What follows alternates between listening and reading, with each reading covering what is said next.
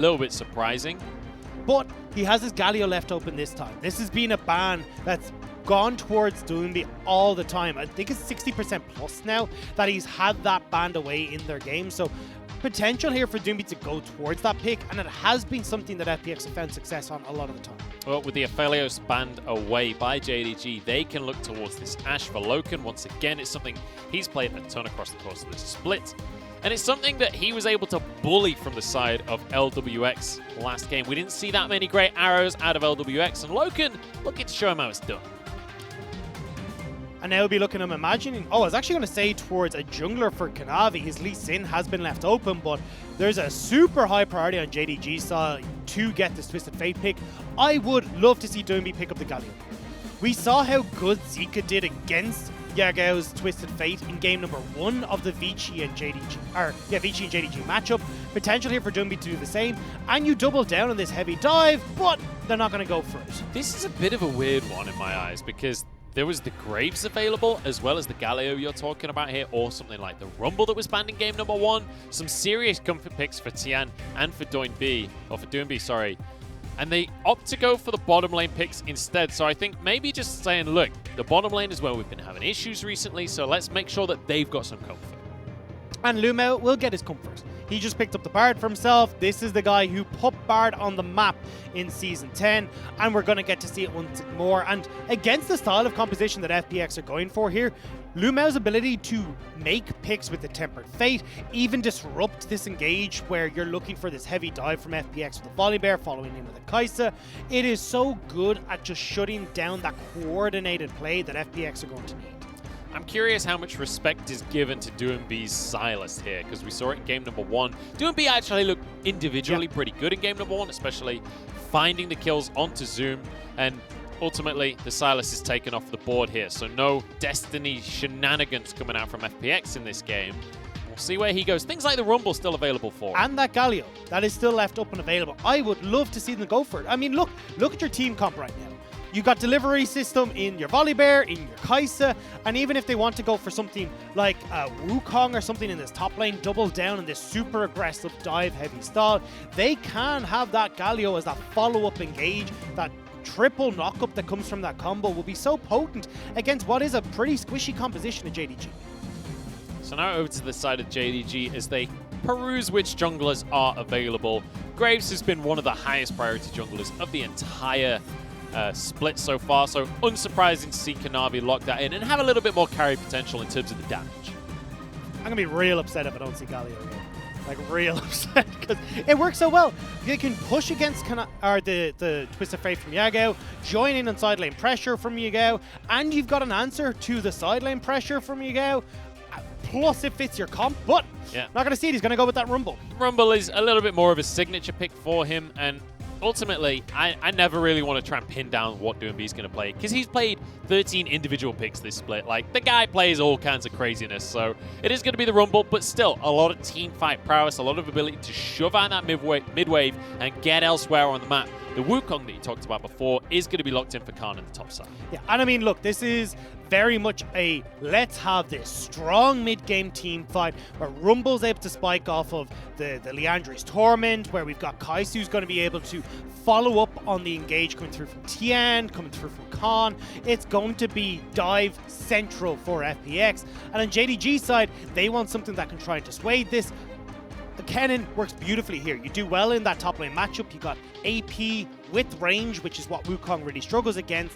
Plus now, hey, you've got this massive disengage tool in that ultimate that everyone on FPX is going to be running directly into. Yeah, everyone jumps in and Zoom just explodes in a storm of lightning and just stuns everybody up. We'll see if he's going to be able to find himself in the good positions, though, because that's always the big factor with Kennen is how can you get yourself in the right position? Can you find a flank? Can you find yourself getting into these fights? Well, that's the thing. Zoom doesn't have to do anything here. Zoom just sits on top of everyone else and just gives thumbs up to FPX as they run in at him, because it's like, cool, you're coming to my territory. Because otherwise, well, now you got Yagao who can play at this Twisted Fate off in the side lane. He can split push for days, come and make these picks, set up these massive Kennen engages if JDG want to go aggressive. Well, you heard it here from the Irishman on my left. This is Zoom's town, and FPX are the ones invading right now. We'll see what they've got as they come into game number 2. And I like that we've got a little bit of aggression coming from both sides here, because this time around it's JDG with a really, really solid pick composition with this Ashe coming on through, as well as the Bard, as well as the Twisted Fate. They have a lot of ways to be proactive in the early game and make things happen beyond level 6. So do FPX though. And oftentimes when we see this Rumble pick locked in, it's all about Doomby shoving in that wave, hitting level 3 and going straight towards that bottom side. And when you got TN on this volley bear who can set up for these dives, Nautilus who's great in these dives as well, I wouldn't be surprised to see some early aggression towards this bottom lane. I'm hoping for an absolute brawl in the early games. Time to jump in and find out.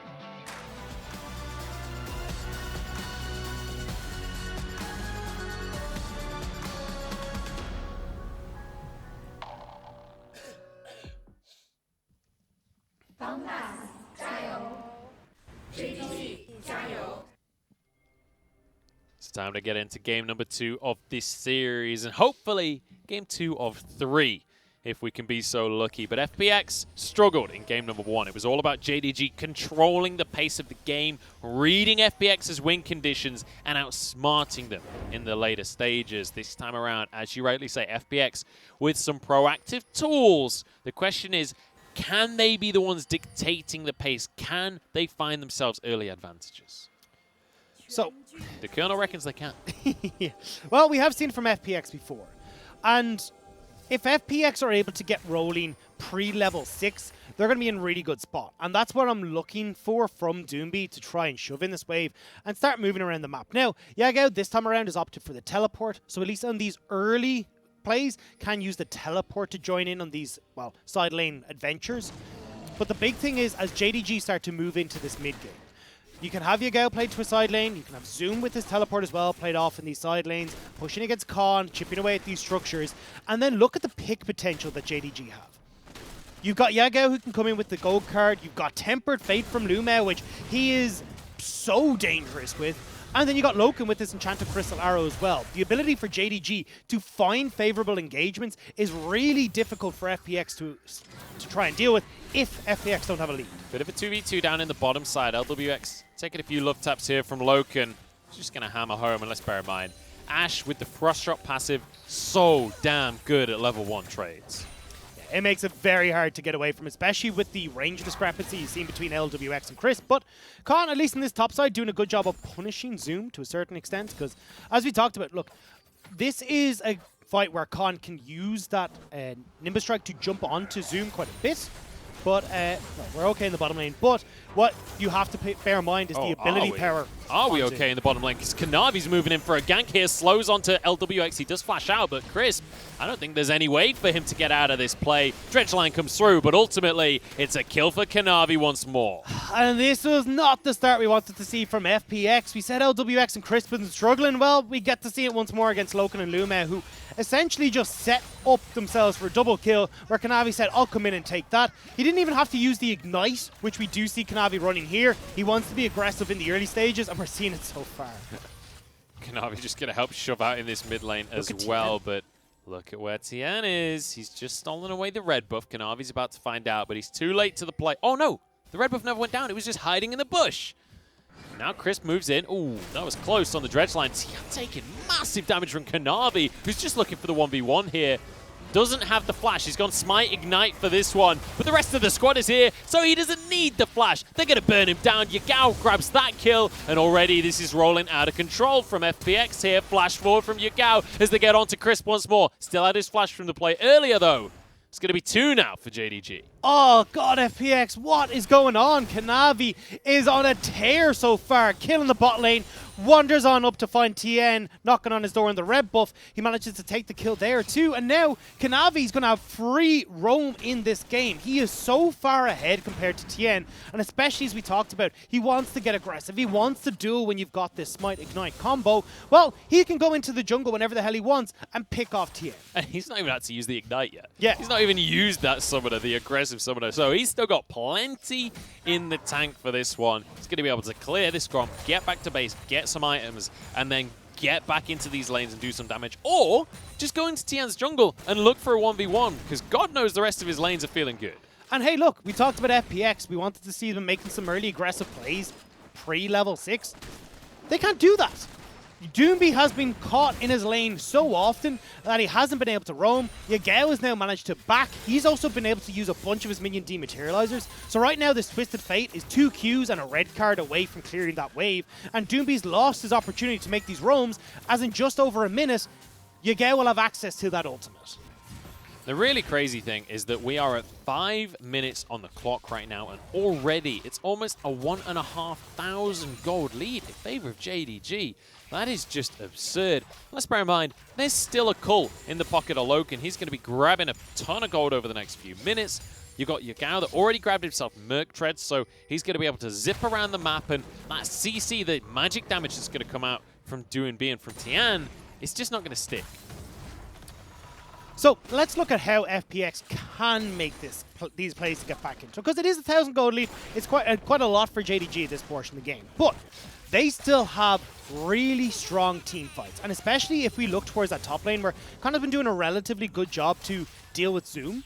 If TN can play towards this top side, try and set up Con, burn a teleport or a flash on towards Zoom, and then have FPX with Con in tow, making plays towards this bottom side, they can make stuff work alongside Doomby. So FPX can still have opportunities. It's just that we need a lot of it to come off the back of TN, who is struggling against Kanavi with how much pressure Kanavi has in this matchup right now. There are not many junglers in the world that don't struggle against Kanavi, because the man is an absolute monster. But I do just want to revisit quickly before the next bout of action kicks off, because I'm sure Kanavi wants to make some moves here.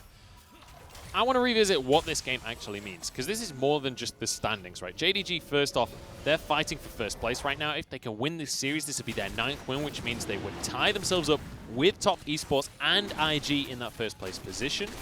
But also, this has very much become the modern grudge match of the LPL, as we said right at the very start. This matchup between JDG and FPX has become very important for both of these teams, and most recently at MSC, it was FPX that came out on top. They repeated their championship performance at Worlds. They managed to get themselves another international tournament under their belts until Top Esports ruined that for them. But ultimately, JDG are on the back foot when it comes to this rivalry. But based on this series so far, it's not looking like that'll remain for long. And this is where we look at JDG and say, look, this is our Spring Split champions. This is the team that, although we had our doubts, and even we saw Lu Mao talk about it in our little video before this game, they take time to ramp up. It was the same in Spring, where they were sitting in 4th place. No one expected much until Lu Mao struck. Lu Mao gets a double bind here. Tian, he's already going to be locked up by Yagao. There's a good bit of damage back, but ultimately he can't get over the wall. Didn't have his flash available, so Loken grabs that kill for himself on the Ashe. And once again, another great play from JDG, but ultimately it was FPX that were in the wrong position. It was FPX trying to start the play. And that's why it's so difficult for FPX to make these plays, because Yagao has got the teleport, Yagao's got the destiny. He can join in at a moment's notice. And unfortunately, Khan wasn't able to try and shove in that top wave to maybe make some teleport plays. It just means that, again, FPX are falling further behind. Let's just quickly mention as well that Loken is now level 6, so there is potential for shenanigans in this bottom side of the map. If LWX steps a little bit too far out of position, that can be punished, but Doomby moving up towards the top side. He wants to get onto Zoom. Flash still available, but in goes Khan to get a knock-up slicing Maelstrom. Doomby going to be stunned underneath the tower, but he has a whole bunch of damage. Flashes for the kill. That's a nice pickup here for FPX. And it's fantastic for FPX to get something back in the tank. Kanavi wants to 1v1 the enemy mid laner. Collateral damage. The burn. Oh my days, he's done it. 2v1. And manages to get a kill back over. This is how strong Graves is right now. But TN wants to answer back. But the bear is not a threat, as Zoom is going to TP back in. Oh no, now the bear is under threat. The teleport comes through from Zoom. Can they get the stun though? I don't think it's happening. Sorry, no, but they have forced TN back. Khan as well doesn't have that ultimate available for something like this Rift Herald play, as Yagao is already starting to move. Yeah, Yagao also has grabbed himself 2 turret plates in the mid lane already, while Doomby was trying to make things happen on the top side that didn't even end up going his way in the end. This is a huge swing in favor of JDG. Now they get a Herald off the back of everything else. They're already 2,500 gold up. This is rapidly getting out of control. And look at bot lane. Loken and Lu Mao didn't even have to move. They're able to get a turret plate for themselves as well, and it was all off of this play from Kanavi. if Kanavi hadn't got this kill, well, then it's all even Steven, and we can actually look at FPX trying to fight for this Rift Herald, because Zoom, as we talked about, had to be in, but Doomby... Plenty more fighting to come as well, because Doomby forced out of his jungle there. But I love that on the Pro View replay there. You see Kanavi throws out the collateral damage and just walks away. Yep. Cool guys don't look at explosions. Kanavi's looking pretty damn slick right now. 2-0-2, that Rift Herald is back pocket as well. There's only 3 turret plates on this bottom lane, where if I'm Kanavi, I want to just get that bot lane turret cracked open, because then I can set Yagao down there, shove in these waves nice and deep, and then move over with the Destiny to make plays in mid, make plays around these objectives, and make it so difficult for FPX to try and respond. And everything seems difficult for FPX to respond to right now, as 3,000 gold at 10 minutes into the game. LWX and Crisp going to finally get an opportunity to shove a wave underneath the tower here. They do have themselves a small CS lead because Loken just head back to base. But bear in mind, Loken, he's got himself a stopwatch as well as a cutlass, so he's ready to fight. And I imagine that we are going to see some plays down towards this bottom side.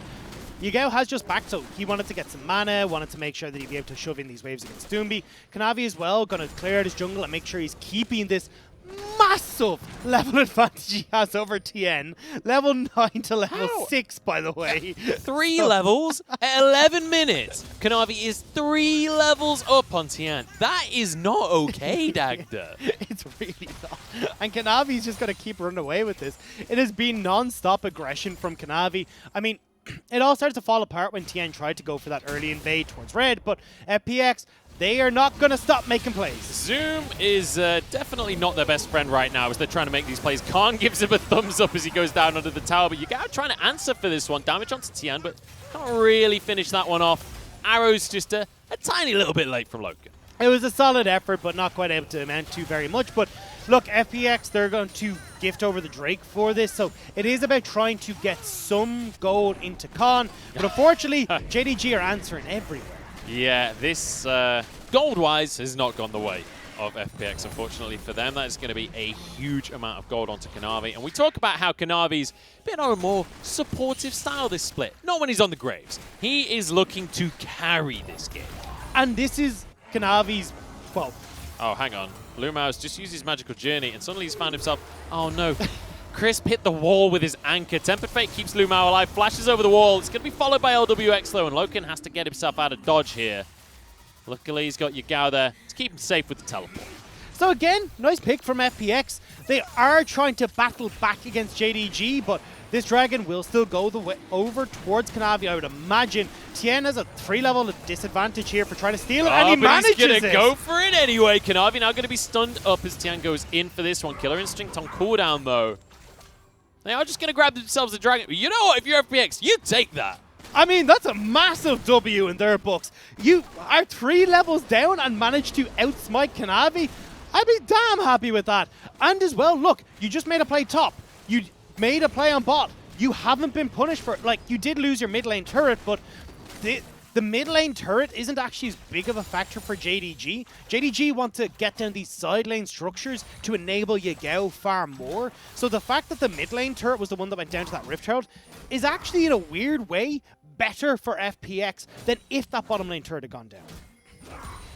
I mean, still sucks a little bit. It still sucks, but, I will say. But it still sucks. It's not as bad as it could be. And you know what? Silver lining. When you're 5,000 go down at 13 minutes, you take every single one of those wins that you can.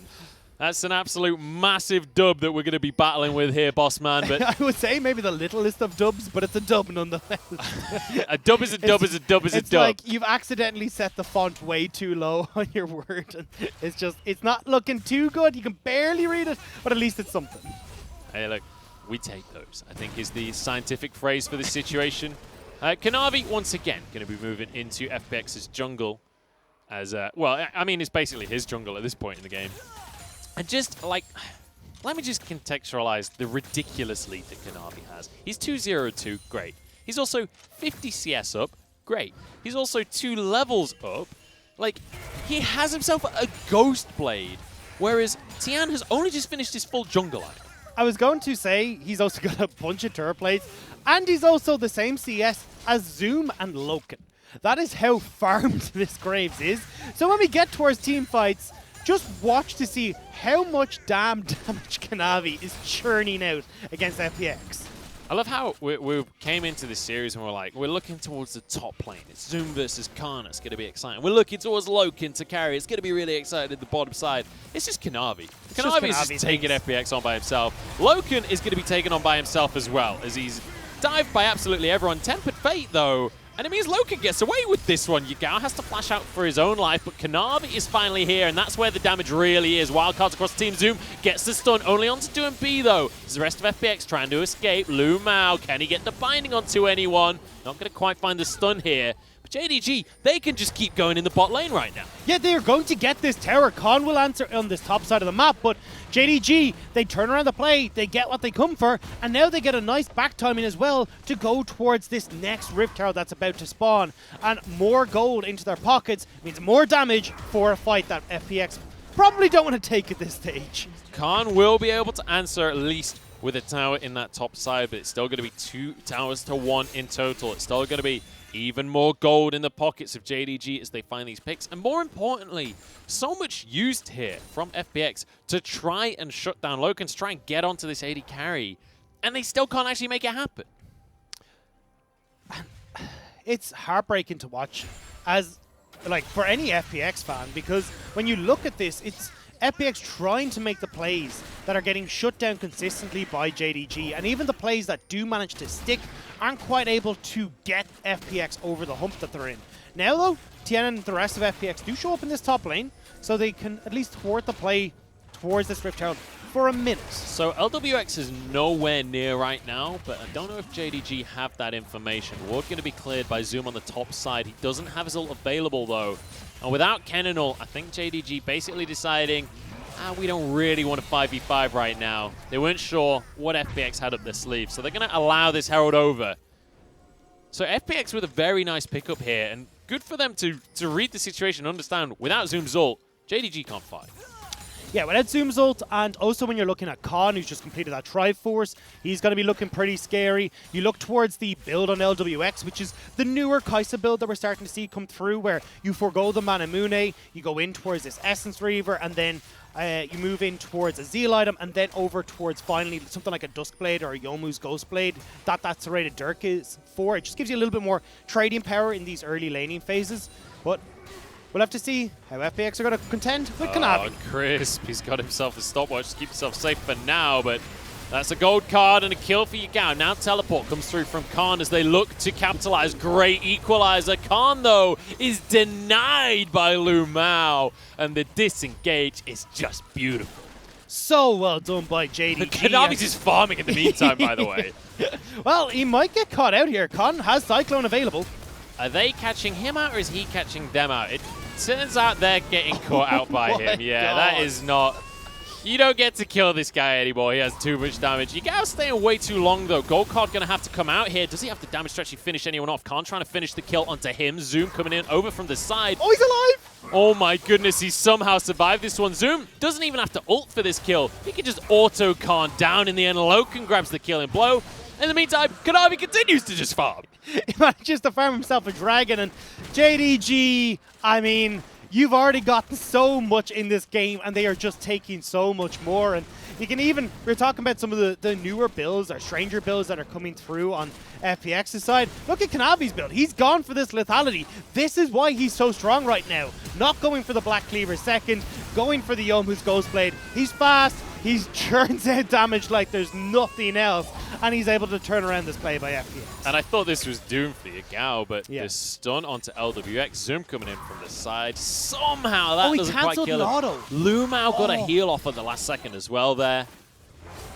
And then it's so obviously the rest sad. was just easy pickings for JDG, but my goodness, we're getting to a very similar point in the game to where we got in game number 1 here, Dacta, where JDG, we're getting towards the 20-minute mark, and they once again have a tremendous lead, and they are not looking to slow down. Doombeat dodges the Tempered Fate, but it doesn't matter all too much. He's caught himself in an alcove, lays out the red carpet, and does a good bit of damage. Nice flash out of him as well. Doombeat gets away with his life for now, at least. Tien forced away, Collateral damage can't quite finish the kill, and now Crisp coming in. Gold card, but he pulls in Kanavi. This would be a huge shutdown. If they can get it, it's Doombeat to finish that kill off, but he's traded with his own life here. Crisp will fall as well, as Loken trying to clear it up. 2 for 2, and you know what? FPX are happy with that. Cyclone onto Loken as they try to close the gap. The Acathian Rain finishes the kill, and Zoom is way too late to the party. Khan trying to finish that one off as they back away, but FPX get themselves a fight. Finally, FPX are able to turn around a play, and JDG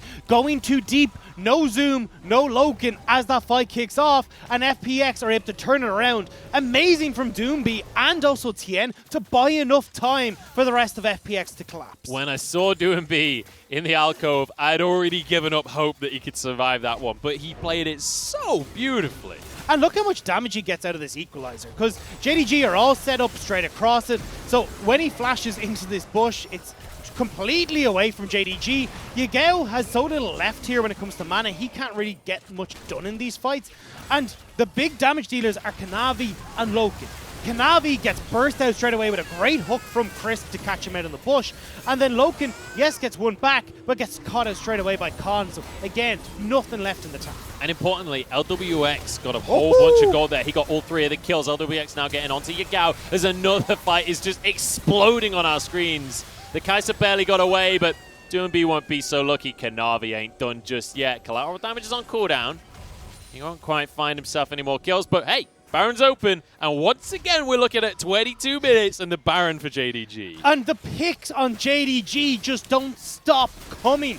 They are once burnt, but never shy on this squad. Managed to get the play on towards Doomby. Now they go over towards the Baron. FPX are looking to collapse, but Lumao is playing Gatekeeper. Cyclone is available for Khan here. This could be a play to just find the kills rather than the Baron from FPX. Tian wants to get into the pit here, 2000, and JDG, they're just going to burst this one down. In fact, no, they're going to turn on towards Khan. Cyclone comes out, but he's the first one to go down. Zoom! What is that? Immediately just blows FPX apart. And that's 3 members now from FPX down in the blink of an eye. JDG will back. They picked up the gold. They picked up the Baron. And they are looking to once again sweep through FPX. One and done here from JDG. Now 11,000 gold ahead, and it's only getting worse. Oh, Crisp, that is so sad. But this is what we were discussing in the opening desk, where FPX are their own worst enemies. They tried to make this play, they tried to make the pick under the tower, but it just gets themselves caught out. JDG collapse, and now look at how this game is, well, it was already blown up. It's even worse now. You're 11,000 gold up as JDG at 22 minutes. That is insane. Yeah, this is one of those kind of leads. Perfect timing there from the Colonel. 87.6% in favor of JDG. And I can't say I blame the Colonel on this one. He knows his chicken, and apparently he knows his gold leads here. Now the siege begins, and there's not a whole lot that FPX can do about it. Although Khan wants to prove me wrong, trying to find a way in from the side. JDG do a good job of stepping back, though. All they want to do is spread out when it comes to these different lanes. They want to make sure that they can actually take it nice and slow. They're the ones that want to use multiple different waves. Hang on. I'm going to hit Doomby. Not the greatest target because he's a million miles away, but all it needs to do is open up this tower. Stun onto Crisp as well. In goes with the Cyclone, the Equalizer, all of the ults layered on top of each other. Kanavi goes down as well, and Zoom now has to try and get out of dodge. Yagao doesn't have the damage to win a team fight by himself, and JDG siege is thwarted by FPX. I was in the middle of saying JDG want to take it slow. They want to go to side lanes. They don't want to group for FPX, because that's where FPX are strongest. We just got it shown, and FPX turn it around. They can go towards this second dragon now and at least push back this Baron buff play from JDG. And with fights like this, you can see that this series is personal. Such a beautiful execution out of FPX as well. When these ultimates are layered on top of each other, you can keep everyone inside the Equalizer for long enough. FPX can always come out on top. And it was just everyone get in here. Khan goes in, Doomby with the Equalizer, and Tien is just like, I'm coming in, boys. Jumps in on top of the entirety JDG. But look how they group up just perfectly here for them. And then a beautiful Equalizer. You don't even get a chance to see Loken go down. Kanavi Obviously, having no flash because he's still running that ignite means that if you can close the gap onto him, he's super potent to be able to take him down nice and quick, and FPX make the play happen. So, let's just reel ourselves in for a second here and take stock of where we're at in the game, because FPX finding themselves a fight here and stopping the Baron play is absolutely massive. It means they keep their inhibitor, but they are still 10,000 gold down, Dagda. And the items very, very heavily in JDG's favor, especially in that mid lane where Yagao has himself a Medjai's and he's got himself 10 stacks as well. This is going to be an extra tower taken here by JDG. They don't need a Baron for that one. They know that they're just stronger. The question for me is, what's next for JDG? How do they continue to push this advantage without the same thing happening? It's spreading out the lanes. You've got Yagao, who's got the Destiny available. Have him play off towards a side lane. Then you can start to have Zoom as well play off towards the bottom side of the map, and you don't give FPX the opportunity to shove out waves and try and make these plays. Kanavi could be in trouble here. Look at the damage out of this Graves. I thought Graves had run out of his cigar, but he's smoking FPX right now. Zoom goes golden to keep himself safe as the rest of the team was kept busy. Beautiful stun from Lumao. And that's an extra kill going their way as well. Zoom, he don't care about killing Crisp because he's running down the mid lane. Lumao's going to keep Doomby at bay as well, stop him from backing, and as long as Doomby can't get into the base, JDG can look to end. They are going to close this one out. What a ridiculous performance out of JDG. Although they have run out of minions, it doesn't seem to be stopping them. Taking the first Nexus tower down here. Luma arrives on the Bard, and actually it is going to be enough to stop him. JDG back away. Yeah, running out of minions there is not what JDG really wants to happen. They will get one Nexus turret, which means that at least FPX, if they start to lose some of these side lane inhibitors, will have to be much more cautious about keeping their base in check. But with the mid lane one, the only one down, it's a bit easier to defend. But JDG do not look like they're ready to let FPX come back into this game. Yeah, it definitely doesn't feel like there's much wiggle room here for FPX, because, I mean, that was Kanavi getting caught out. And he just spins around and blows up whoever's closest. The amount of burst damage he has with the lethality, with the warriors, with a black cleaver on top of everything else. Here's one scary Graves. And that's not even to mention the fact that Zoom just kept the entire rest of FPX busy the whole time. And now JDG are starting to go back towards, okay, let's actually play this towards the strengths of our composition. Yagao in a side lane. We have Zoom have his teleport. He can either push in a bottom lane or we can just have a 1-4 situation. But honestly, I wouldn't actually be surprised to see JDG opt into like a 0-3-2 where they can have both Yagao and Zoom join up together, because you've got the teleport, you've got the Destiny, and you can look to really put pressure on towards Khan underneath these towers. We'll see where they go with this strategy here. Looks like they're just going to be grouping up at least for now, because Baron is about to rear its ugly head onto the map once more, but it's Yagao that's caught out by Crisp here. Does have his flash available still, has his Zhonya's and a Tempered Fate on top of everything. Flashes out to the rest of his team as Khan tries to go in. Equalizer, not ideal. It's only Zoom that's anywhere close. And that's a lot used just now by FPX. But look at the minions in the base. All JDG are doing is buying time for the super creeps.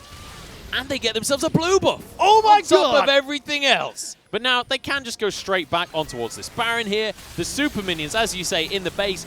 They even get the Nexus Tower and the Baron on top of it. Everything coming up JDG. And look, they've even got time now if they want to back, then get out onto the map for this Cloud Dragon. And it really does feel like FPX are just, they don't know how to try and play against JDG.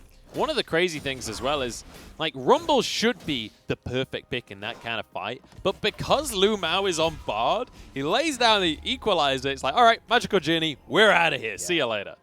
And it's why it's such a beautiful pick from Lumao, his ability to play this Bard. But even look at the way he used the Tempered Fate in that fight as well was, okay, Yagao has gone golden with the Zhonyas.